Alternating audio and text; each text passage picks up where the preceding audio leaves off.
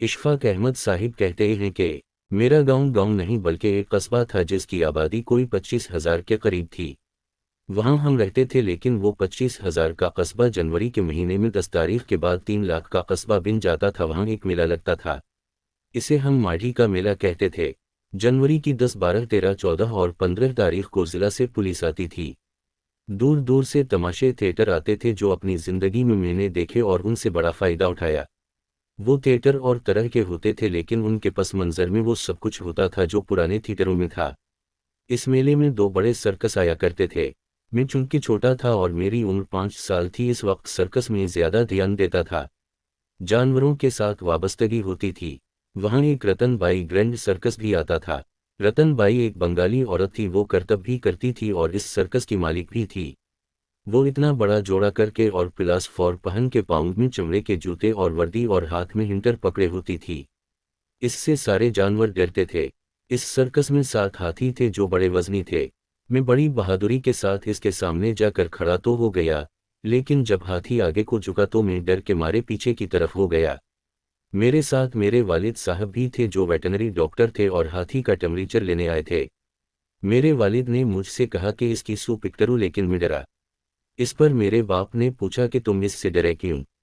मैंने उनसे कहा कि मैं डरा इसलिए हूँ अब्बू कि ये हाथी जिस किले से बांधागी है वो बड़ा कमज़ोर है और मेरा ख्याल है कि ज़मीन में फिट 1.5 फीट से ज़्यादा गहरा नहीं है। अगर हाथी जोर दे तो ये उसे उखाड़ फेंकेगा।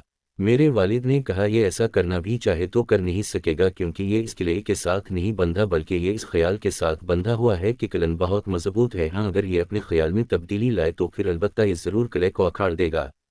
मैंने कहा अब्बू उसे अब ये ख्याल क्यों नहीं आता? तो इन्होंने कहा कि जब ये छोटा था तो उसे इस किले के साथ बांधा गया। इसने अपना पूरा जोर लगाया, पूरी ताकत आजमाई थी, लेकिन ये उसे उखाड़ नहीं सका था।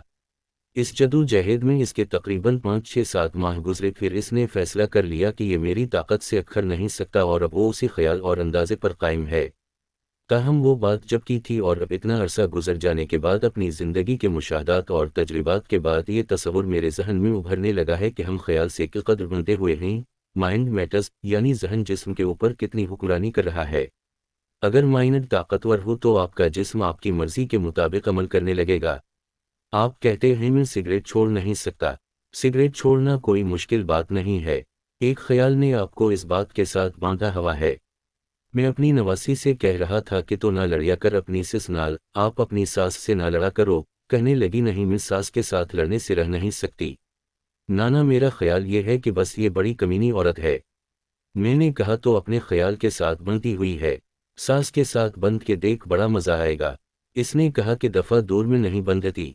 जिंदगी में और जितने मसाइल हैं वो ऐसे ही हैं।